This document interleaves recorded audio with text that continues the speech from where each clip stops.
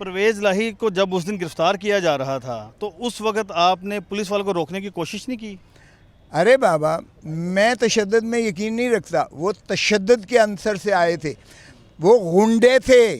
ये गुंडा राज है इस वक्त पाकिस्तान में। उन्होंने मुंडासे मारे हुए थे, सर छुपाए हुए थे, मुंह छुपाया हुआ था, शलवार कमीज़ पहनी हुई थी। वो पुलिस वाले नहीं थे। आपको क्या कह रहे थे? मुझे कोई शौक़ नहीं है कि गुंडों के मैं मुंह लगूं। उन्होंने मुझे डीआईजी ने, मुझे नज़र आ गया कि डीआईजी मिला हुआ है साथ। डीआईजी ने कहा खोसा साहब सर आप बाहर तशरीफ़ ले आइएगा, और मुझे उन्होंने साइड पे कर दिया। मैं किस लिए लड़ूं भाई, और क्यों लड़ूं, और किसके साथ लड़ूं? बदमाशों के साथ लड़ूं, गुंडों के साथ लड़ूं? मेरी ये तरबियत है? मेरी ये तरबियत में नहीं है। और मैं अगर लड़ता तो खुद मार खा लेता, और क्या होता। परवेज़ लाही ने उस वक्त आपको आखिरी लम्हात में क्या बात की? उस वक्त परवेज़ इलाही ने ये कहा कि मुझे वारंट्स दिखाइएगा। उन्होंने कहा चल चल वारंट उन्होंने उठाया पाँव से, और उन्होंने इधर से उठाया, दो ने पीछे से उठाया, जिस तरह बोरी को उठाते हैं। शर्म आनी चाहिए बेगैरती की। एक सीनियर बंदा है, उम्र रसीदा है, बीमार है, साबका चीफ मिनिस्टर रहा है, साबका डिप्टी प्राइम मिनिस्टर रहा है, उसको जिस तरीके से इन्होंने उठा के गाड़ी में फेंका है, इससे ज़्यादा शर्मनाक हरकत हो नहीं सकती है।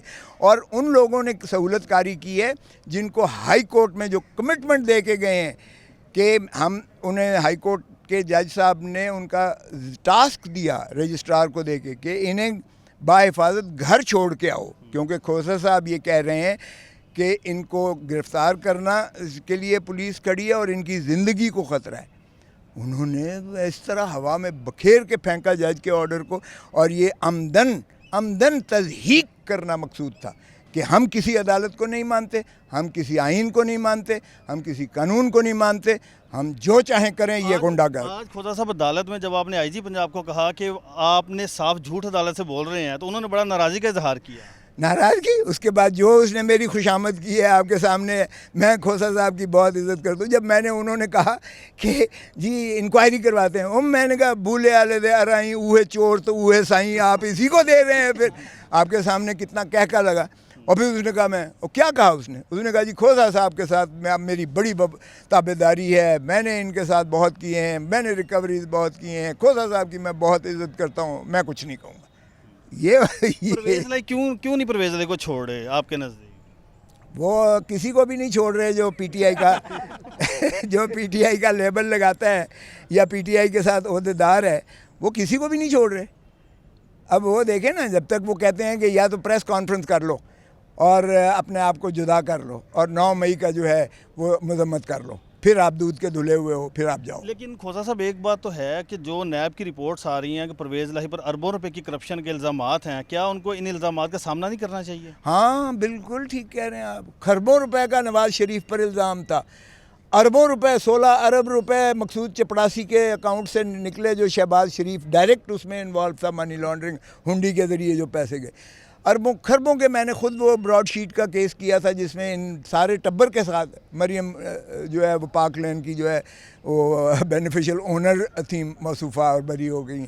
नैब के इन्होंने केसेस इस तरह दफन किए और अपने आप को ख़त्म करके, केस इनका यही एक मकसद था, अपने केस ख़त्म करवाना, पाकिस्तान की लूटी हुई दौलत को जो है वो हज़म करना उसको, और उसके बाद दूध का धुला होकर दोबारा। मैं परवेज़ लाही की बात कर रहा हूँ, क्या उनको सामना नहीं करना? मुझे क्या पता हो परवेज़ इलाही ने अगर किया है या नहीं किया है। इस तरह इल्ज़ाम तो किसी पर भी आप लगा दें, ठीक है, सामना करें, क्यों ना करें, कोई भी होगा तो उसका सामना करेगा।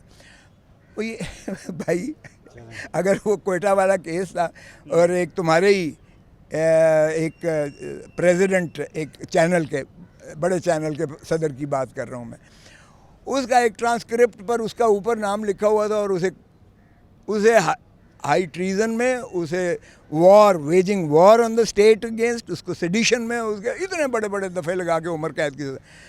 तो निकला क्या, मैंने जब सुप्रीम कोर्ट में कहा, उन्होंने कहा क्या है शहादत इसके, उन्होंने कहा ये देखें ट्रांसक्रिप्ट है, इसके ऊपर नाम लिखा। अच्छा, तो उन्होंने कहा अगर खोसा साहब का नाम प्रिंटेड होता, क्योंकि वो प्रिंटेड था यानी टाइप था, तो खोसा साहब का नाम होता तो खोसा साहब को आप मुल्ज़िम बना देते। मैंने कहा नहीं जी, मेरा नाम क्यों लेते हैं, आपका नाम भी होता है। आखिरी बात, जस्टिस अमजद रफ़ीक साहब पर तनकीद की गई कि वो इस केस में पर्सनल हुए हैं दूसरी साइड से, तो क्या कहेंगे आप इस पर? हाँ, जब इनके ख़िलाफ़ फ़ैसला होने लगता है तो ये पर्सनल की बात करते हैं।